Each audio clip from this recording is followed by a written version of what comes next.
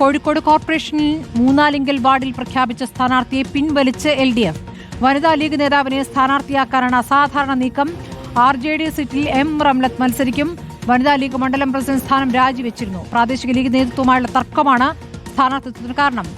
ദീപക് മലയമ്മ വിവരങ്ങളുമായി. ദീപക്, ഇപ്പോൾ കൗതുകരമായ കാഴ്ചയാണ്. അതോടൊപ്പം ലീഗിലെ നേതാവിനെ സ്ഥാനാർത്ഥിയാക്കുന്നു LDF എന്ന് പറയുമ്പോൾ ലീഗിൽ നിന്നും പുറത്തു വന്ന ശേഷമാണോ അതോ ഇപ്പോഴും ലീഗിന്റെ ഭാഗമാണോ?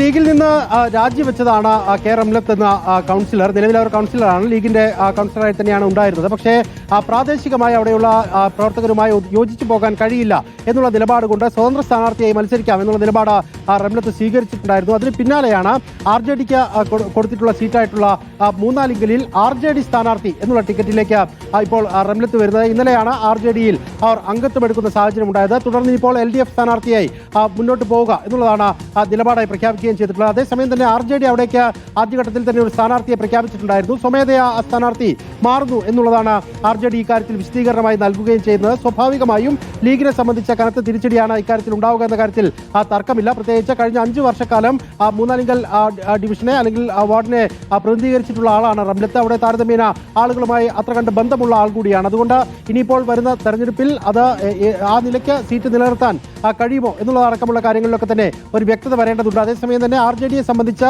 ആ സീറ്റ് പിടിച്ചെടുക്കാൻ കഴിയും എന്നുള്ള നിലപാട് കൂടി സ്വീകരിക്കുകയും ചെയ്തിട്ടുണ്ട്. അതിനുകൂടി ഭാഗമായാണ് റംലത്തിന് അംഗത്വം കൊടുത്തുകൊണ്ട് RJD സ്ഥാനാർത്ഥി എന്നുള്ള നിലയിൽ അവതരിപ്പിച്ച മുന്നോട്ട് വരികയും ചെയ്തത്. എന്തായാലും നിഷേധിക്കപ്പെട്ടപ്പോഴാണോ റംലത്ത് ലീഗ് വിട്ടത് ദീപക് മലയമ്മ?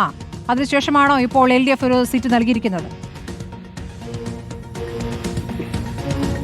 റംലത്ത് ഇക്കാര്യത്തിൽ നൽകുന്ന വിശദീകരണം എന്ന് പറയുന്നത് പാർട്ടിയുമായി, അതായത് നേതാക്കൾ, പ്രധാനപ്പെട്ട നേതൃത്വമായോ ജില്ലാ നേതൃത്വമായോ തനിക്ക് യാതൊരു വിധത്തിലുള്ള പ്രശ്നങ്ങളും ഉണ്ടായിരുന്നില്ല. പക്ഷേ കൗൺസിലറായി തെരഞ്ഞെടുക്കപ്പെട്ട ആ ഘട്ടം മുതൽ തന്നെ പ്രാദേശികമായിട്ടുള്ള ലീഗ് നേതൃത്വവുമായി വലിയ തരത്തിലുള്ള ബുദ്ധിമുട്ടുണ്ട്. ഒരു തരത്തിലും കൗൺസിലർ എന്നുള്ള നിലയ്ക്ക് മുന്നോട്ട് പോകാൻ പ്രാദേശിക ലീഗ് നേതൃത്വം തന്നെ അനുവദിക്കുന്നുണ്ടായില്ല. അതിൽ മനംനൊന്താണ് താൻ ഇത്തരത്തിൽ രാജിയിലേക്ക് പോയത് എന്നുള്ളതാണ് അവരുടെ വിശദീകരണം. അതേസമയം തന്നെ സീറ്റ് നിഷേധിച്ചതടക്കമുള്ള കാര്യങ്ങളിൽ അത്തരം നിലപാടുകളിലൊന്നും തന്നെ പാർട്ടി തന്നോട് ഒരു തരത്തിലുള്ള പ്രശ്നവും കാണിച്ചിട്ടില്ല എന്നുകൂടി റംലത്ത് പറയുന്നുണ്ട്. എന്തായാലും ഒരു കാര്യം വ്യക്തമാണ്, LDFനെ സംബന്ധിച്ച മൂന്നാലിങ്കൽ വാർഡ് പിടിച്ചെടുക്കുന്നതിന് പറ്റിയ മാർഗം എന്നുള്ള നിലയിൽ തന്നെയാണ് ഇപ്പോൾ RJD സീറ്റിലേക്ക് റംലത്തിനെ കൊണ്ടുവരികയും ചെയ്തിരിക്കുന്നത്. നേരത്തെ തന്നെ നോർത്ത് മണ്ഡലത്തിന്റെ വനിതാ ലീഗ് പ്രസിഡന്റ് സ്ഥാനമൊക്കെ വഹിച്ചിട്ടുള്ളയാളാണ് റംലത്ത്.